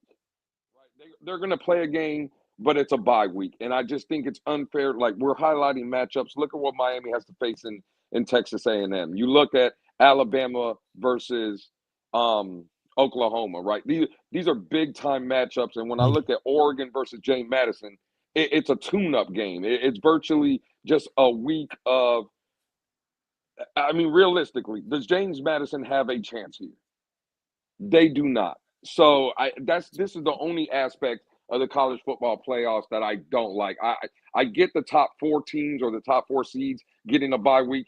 In my opinion, this is another one though, and I just, for me, it leaves a bad taste in my mouth. When I think about playoffs in the NFL and now in college football, I want to see the best of the best. And listen, James Madison, good season, congratulations. But at the end of the day, I don't believe they're one of the 12 best teams in college football, in my opinion. And I just think it's unfair for other teams. Again, like if I'm Oklahoma or Alabama, I'm hot. I'm a Hurricane fan, and I got to go to Texas A&M. I'm hot when Oregon gets to stay at home and play James Madison. I just don't agree with that. But listen, to y'all's point, I think it's an easy win for Oregon. It's a tune-up game, basically. Yeah, I agree. We've talked about it before. I honestly think that these rankings, I agree the top four people should get the bye, but they need to figure out some way to make the matches in the first round a lot more competitive. And it shouldn't be where Indiana is going to end up facing, some of the toughest opponents on their side. Because they're the number one team, they should be playing the lowest seeded team in this playoffs, right? Or the lowest two, and so on. I think they need to figure the matchups or the seeding correctly. How they do that, I don't know, but it's something to think about. What do you guys have any final thoughts on that game before we move on to the next matchup real quick? No, I'm good. The next matchup is Ole Miss versus what is that? Tulane, right? I have Ole Miss winning this game. I think that with the SEC talent that they have, even not having Lane Kiffin there, I think that they still are respectable enough to win that game. Shout out to Tulane and everything that they do there. I'm very I'm impressed with what they've been able to accomplish this season. But I think it's going to be Georgia versus Ole Miss when it's said and done in that next round. What do you guys think? I think Georgia's getting a bye week in bye week in round 2. So I got Tulane for the upset. What do you think, Steve? That Tulane for the upset would be crazy. That's hey, you know what? I'm about that. I need an upset this weekend. I'll take that upset. That would be crazy. Tulane just coming out of nowhere. I kind of like that. Look, I know Ole Miss doesn't have Lane Kiffin there, but that doesn't mean his former coaches can't pick up where he left off. They still have the talent. They were at one point the number 4 ranked team in the nation. You know what I'm saying? I honestly think that I think that they're going to take care of Tulane. But it would be crazy if that happens. Hey, this might be that one Duke moment from last week where I said there's no way in hell Duke's winning the ACC championship game. And boy, did I put my foot in my mouth. So maybe this is that moment. So we shall see. Yeah, good. for for me, again, this is the same thing I just said about Oregon. I think Ole Miss, there's just too much talent. It's SEC talent. I believe, correct me if I'm wrong, didn't the Tulane head coach, that's the new head coach at Florida, correct? The University of Florida? Yeah, this is going to be the battle of the head coachless teams, and I think Tulane's just going to want it more. Yeah, see, I'm going to go the opposite way, Mystic. I think the head coach of Tulane, again, no shot at them. Great season. They made it in. Congratulations. I think this is where the party ends. I think his focus is more on Florida at this point. Like when I look at the Brian Hartline situation, he accepted the job at USF, but Ryan Day is the operator, the captain of the ship at Ohio State, so he can go kind of back and forth. When you're the head coach at Tulane, but now you're the head coach at Florida, I'm not trying to say he doesn't want to do a good job at Tulane. I just think his heart is not all the way in it. He's looking more towards the future. I just think Ole Miss kind of overmatches them. Maybe close at first, maybe competitive here for a little bit. I think by the end of it, it's an Ole Miss kind of runs away with the game. I kind of agree with you. Ole Miss, I think, is going to run away with this game, but I want to feed something on what I think it was you, Mystic, that said that you think Tulane's going to want it more. Ole Miss are pissed off. The players are pissed off. The fan base is pissed off at Lane Kiffin and how he jumped ship the way he did. Right? I'm going to go ahead and say it. Lane Kiffin got called a hoe at a game, had to talk about it, and then left like a host because he is one. Right? And for me, I honestly think that because of that and how pissed off they are, Ole Miss is going to use that to fight in that game. And I think they ultimately win, not just by talent, but just pure aggression and how they're upset with how things turned out for them. So I felt bad for those players because I think it's not fair to those players that their coach leaves the fashion that he did. He could have waited until after the season was completed or whatever, or told, LSU, hey, I'm really considering this, but I need to wait till after the season's done. He could have done something like that and not just, I don't know. The way it just got handled was really bad, to be honest. But yeah, those are my thoughts on the matchup. Some interesting news in regards to transfers. I wanted to kind of dabble in that real quick because there was some things that I saw, and let me bring this up.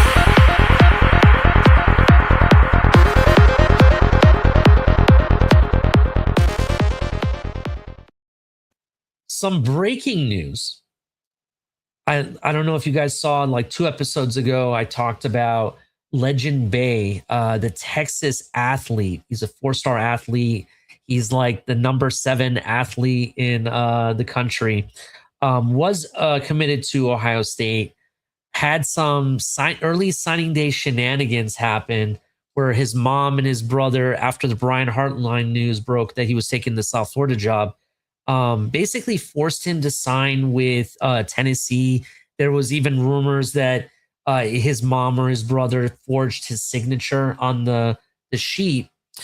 Turned 18 recently, and he requested his release from Tennessee. Tennessee has officially granted him his release of signing with them. And all reports that have come out so far believe he's about to commit and sign with the Ohio State University. So I just wanted to give everyone an update on that. That was some crazy early signing day stuff with his mom. He was at his, check this out. He was at his early signing day announcement. You know how everybody usually has an event, maybe in a gymnasium or somewhere where they announce where they're going to go. He was dressed up as Brutus the Buckeye, like the mascot. They had Ohio State, everything, colors and all that. Like he was about to say, I'm going to Ohio State. His mom walks in the gymnasium, grabs him and pulls him over and says, no, you're going to Tennessee. And basically forced him, because he was 17 at that time, to go to Tennessee. And he waited till he was 18 and then requested his release. So pretty interesting. Hell of an athlete. If you get a chance, go check out Legend Bay out of North Texas. Check out his highlights on YouTube. There's some really cool film of him. I'm kind of Some excited. more to see what breaking happens. news Go just ahead. broke 3 minutes ago on 3 Sports. Yeah. Ole Miss is hiring LSU interim head coach Frank Wilson to their staff. Wow, some LSU Ole Miss shenanigans. That's some interesting stuff. More fuel to the fire, man. More fuel to the fire. Other news. I read somewhere, and maybe you, Lewis or Steve, can talk about this. The quarterback of USF, he pulled out of playing in your bowl game. Is that correct? Yes. So he pulled out there. It's kind of weird. I know Steve has kind of touched on it. So he won't be playing in the game, but he will be part of the coaching staff. He will be coaching. Now, there's some rumblings. Again, I live in the city. I know everybody's super happy about some of the moves they're making. What I think it's crazy or interesting that Byron Brown hasn't missed like a team meeting, they say. Like he's at all team functions. He's been going to meetings, this, that, and the third. So it just, does he end up staying? If it was me, I look at the situation. Again, he had crazy numbers this year. I know it's a smaller school. People really probably don't even know who the kid is. He put up some historic numbers. I know Steve kind of during the season was highlighting maybe possibly him sneaking into the Heisman Trophy conversation. But no, to answer your question, Ali, he will not be playing. He will be part of the coaching staff. And I'm looking forward to see, it's kind of conflicting reports. Some days down here, they're saying he's staying. Some days they're saying he's leaving. So it's a wait and see game. But as far as the bowl game, he will not be playing in the game, but he will be on the sideline coaching. So Rob Higgins tweeted out earlier today that him and Brian Hartline have been in many conversations with Bynum Brown and his family. So yeah, Brian Hartline also said that day one he was already on the phone making phone calls and talking to certain families and players. So it'll be very interesting what happens. I want to say, and this is why I want to say this, as you saw, there's been a lot of breaking news on Twitter where several QBs across the country are entering the transfer portal. The Georgia Tech QB more recently entered the transfer portal. People are saying that he's destined to go to Florida to replace DJ Lagway, who also entered the portal. People are rumoring DJ Lagway, and I want to say it's Sam Levitt. I think that's his first name, Levitt from Arizona, I think. Quote me if I'm wrong. Sam Levitt. For the Miami job. So that will be really interesting if they were able to pull that off. But Lewis Sorbsby, the quarterback out of Cincinnati, you and I and Steve and Mystic have had conversations in the spaces about him, especially on how he would fit in an NFL position. He announced today, not today, but yesterday, I know there was announcements that he's going to enter the transfer portal. But also, I heard he's also waiting on an NFL grade. So I don't know if that has anything to do with it. I think he stays another year. But the rumor has it that the two teams that are most interested in Sorbsby is both Texas Tech and Indiana. And the one QB that's kind of left out that you thought would go to Texas Tech, but they're saying they're not interested, is Dylan Raiola. So what do you think about Sorsby at either of those schools, or Dylan Raiola? Where do you think he could end up?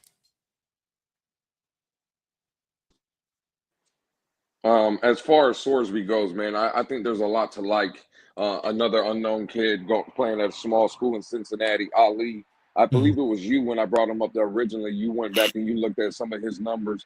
I think he won a couple of awards during the season for like the best player of the weekend and things of that nature. So again, Yeah. I think whatever school kind of lands Sorsby, I think they're going to get a good player, and I would love to see him get, being at Cincinnati, going and, taking his game to the next level, going and playing some upper tier competition. I definitely, for me, I like Sorsby. Now, the thing is, to your point, I heard the same thing. He's looking for the NFL grade. If a team possibly, or multiple teams, because I doubt he's a first rounder. Depending on how many quarterbacks come out, could it be a second round grade? Does he end up leaving for the NFL? A team like Miami, right? Three Mhm. third round picks. If a team kind of like Miami, let's say for instance, we're all Dolphin fans here. I know it's a college podcast, but if the Dolphins, let's say, were in contact with Sorsby, which again there was report, rumors, things I heard that they were interested. If Miami came and said, "Hey, Sorsby, listen, man, we got a third round grade on you. We got 3 third round picks. If you're there, we're taking you." Quick question, rapid fire. Would you? Is a third round grade, Ali? I guess I'll start with you. Is that good enough in your opinion?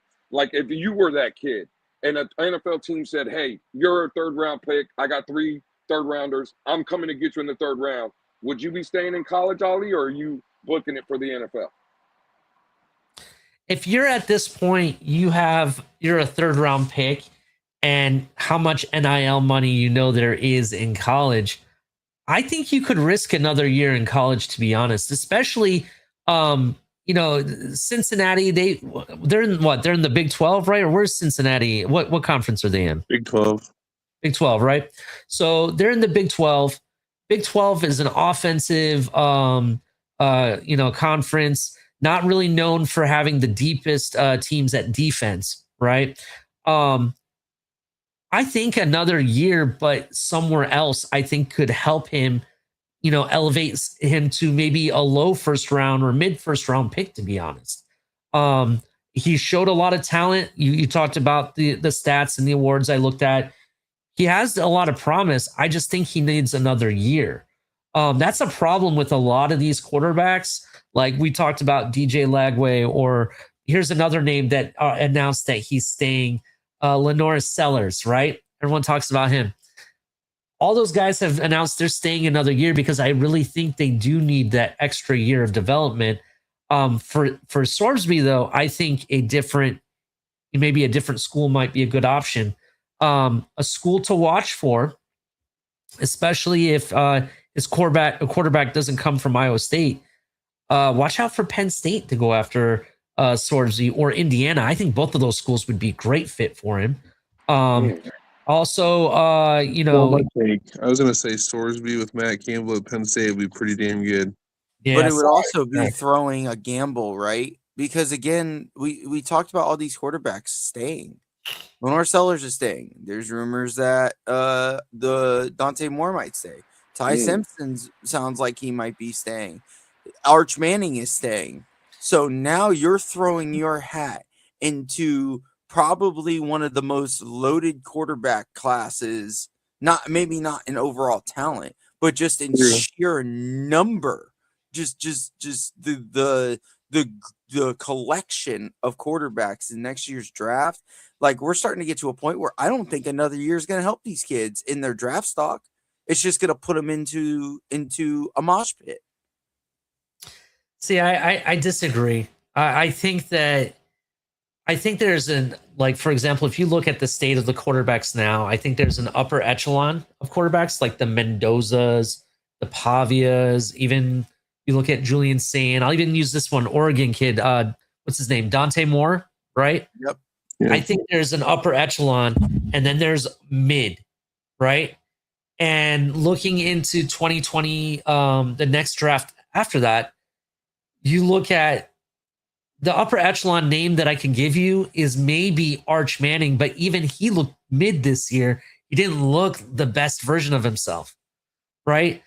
Outside of that, everyone is still mid. So I think another year you could maybe carve out a portion where, hey, I'm part of that upper echelon in the right program, such as in Indiana or at Penn State or another bigger school that has better talent than what Cincinnati has. I think that will help him. I think that will help show off his skill. Ollie, you said Julian Sayin. If Dante Moore's talking, there's rumors he may stay in college and not come out this year, right? So there's 2 quarterbacks right there you called in the upper echelon, right? So now he's already dealing with that. Arch is starting to actually play well at the end of the season. I don't know if anybody else felt that way. Damn it, you're Yeah. Yeah. Arch is No, starting to play seriously, better. go look. He got better as the season went on.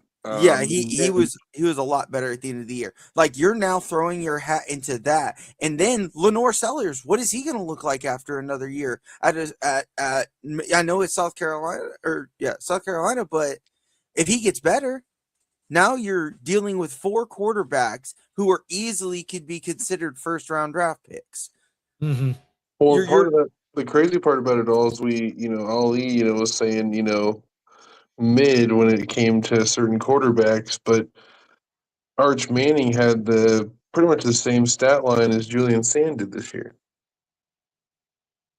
Quite interesting. Like, it's some of these guys do need that year, and I think to everyone's point in here, I think some of those guys need to take the opportunity that is your draft stock could go up higher this year because it's a lower draft of number of quarterbacks wise.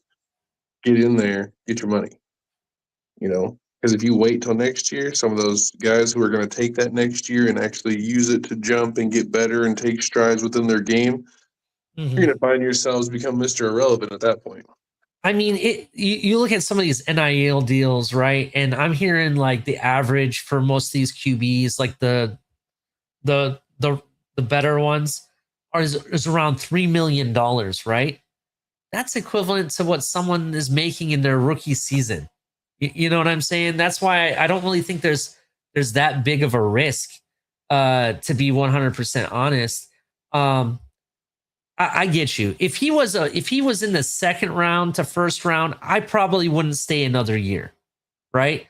But third round, there's a good gap that I think he can stay another year and get himself in a better situation. Just in my opinion. Plus, I want to say, looking at the schools that are going to need QBs in this cycle, there's rumors that Rams might go QB first pick. Could you imagine if the Rams end up with the first pick? and take Mendoza. That would be nuts, right? Then after that, you look at the Raiders, you look at the Browns, you look at maybe Arizona, which I really think they needed a QB 2 seasons ago, but that's just my opinion. You look at that. I don't know. I still think that I think 2027 is going to be a year where you see like 6 to 8 QBs taken in the first round. Like we saw what was that 2 years ago? You know what I mean? So we'll see. We'll see what happens. That was a great question, Lewis. I really appreciate that. But it's time for the bottom line.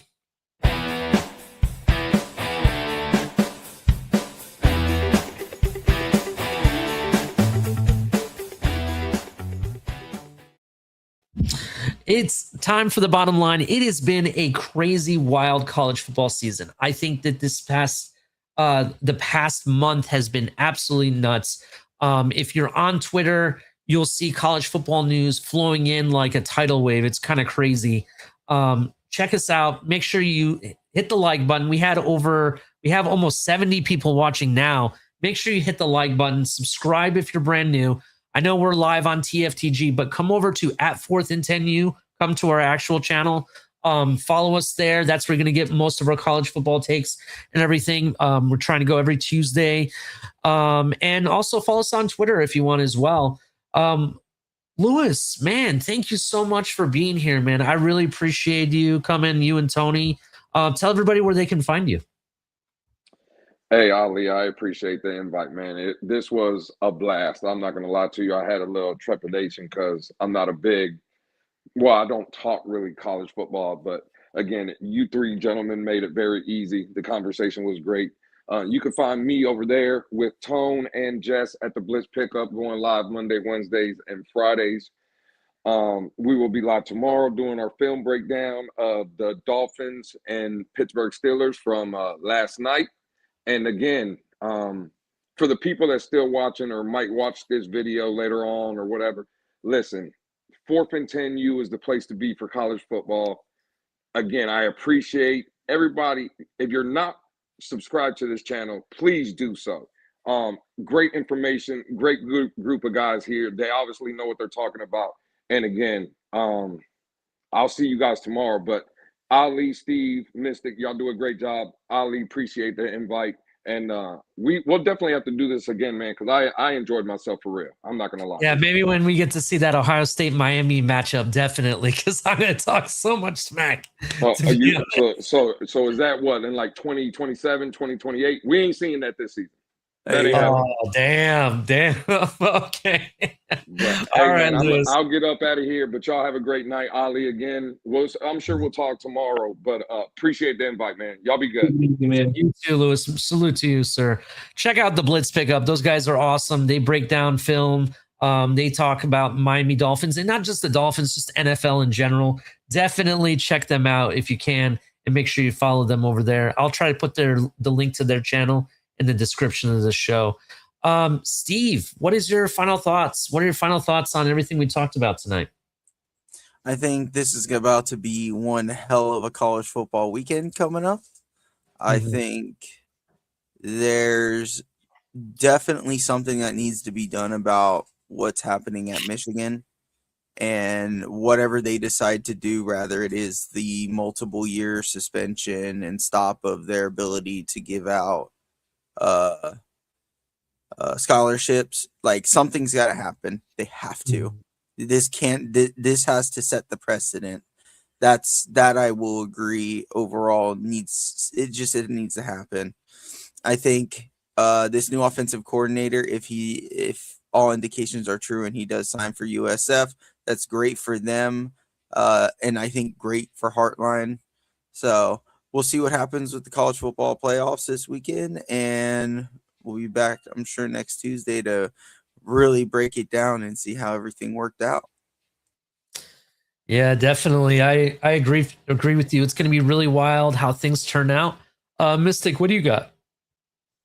Yeah, just gonna want to continue to say kind of the same thing that Steve was saying in the sense of the Michigan situation. That's a whole lot going on. Hopefully, for the sake of all the good people, alma mater of Michigan. Hopefully, for everyone overall, we can see something get done about that. To see them actually get back to where that program should be. I feel like college football, sports in general, are better when Michigan isn't in all that dirty business.